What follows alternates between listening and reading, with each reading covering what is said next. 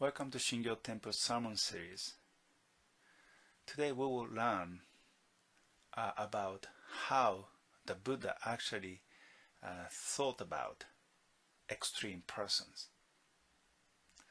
That means how the Buddha actually think about the person who cannot respect the middle path approach to see the situation, to think about anything.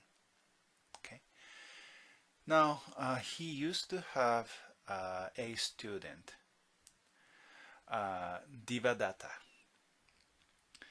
He was a nice person, I believe, but he was very tight, and he became extreme. That means he tried to actually respect so many rules as they are, no exception. That means that he was getting unrealistic and very extreme, and he actually asked the Buddha to be extreme. And what the Buddha said? The Buddha said, Devadatta, you must leave our group because you insisted on the need for stricter commandment.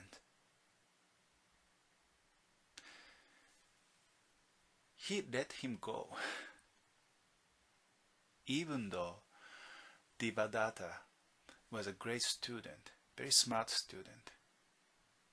But Buddha had to let him go because he just couldn't accept extreme ideas, extreme positions. Well, not only just accept, but he was afraid of such extreme ideas coming to other persons, other students of the Buddha. Because being extreme is a simple violation of the middle path approach. Not only that, if you are extreme, you actually don't see the whole picture of the situation. If you don't see the whole picture, how can you find the truth? How can you be tolerant? How can you be merciful? How can you actually accept the situation as they are to be selfless? In the sense, if you are extreme, there is no chance to achieve the final salvation, because technically you cannot be selfless. Therefore, you cannot join the nirvana. If you remember previous sermon, we were talking about 5 precepts. And if you simply respect 5 precepts unrealistically, then you're going to be extreme, and you actually create suffering for yourself and also suffering for other people. Sometimes, you say, why I cannot respect this. I feel bad about it, right? So if you feel bad about it, that is suffering. Being unrealistic is a major cause of suffering. You must comfortably control yourself. You must comfortably continue practice. In order to do this, you must be realistic. You must know your lifestyle, and you must know your capacity. Then you just keep, doing the right practice to actually respect these rules naturally and correctly. This story will tell you the definite attitude or opinion of the Buddha to extreme people. Buddha couldn't take unrealistic idea because he is a realist. try to achieve your final salvation is not fantasy. It's the realistic objective of your life.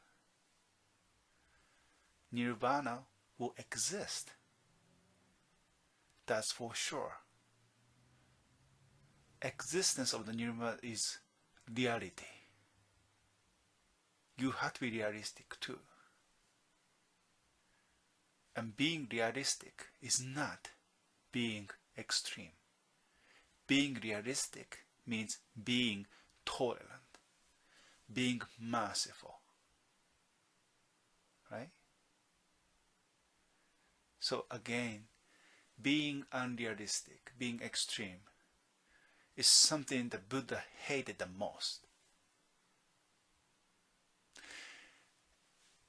For us, it's really easy to be extreme, actually. You actually stick to your own idea, keep it, and if somebody not really following your idea, you can criticize. That's the nature of the people, nature of us. But once you learn the Buddha's teachings and practice, you always bring yourself on the middle path to see the whole picture, correct?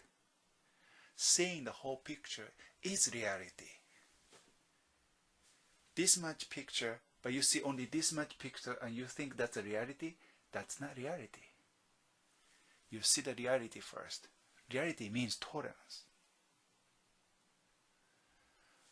The Buddha was not saying that you lose your opinions. You do have it, but you have technique or spiritual strength to bring you on the middle path, to see the whole picture.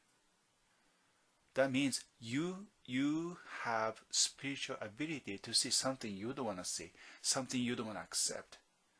And you still have to show your respect to something like you don't know, something you don't accept it. Then you will think,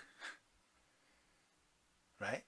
You have this much idea, open it, you start, putting yourself in the middle path, tolerant, see the everything, then you think again. When you think again, then you have a right answer. If you have such right answer, correct answers, correct ideas, that will actually enrich your spirituality. That gives you a step ahead to the final salvation.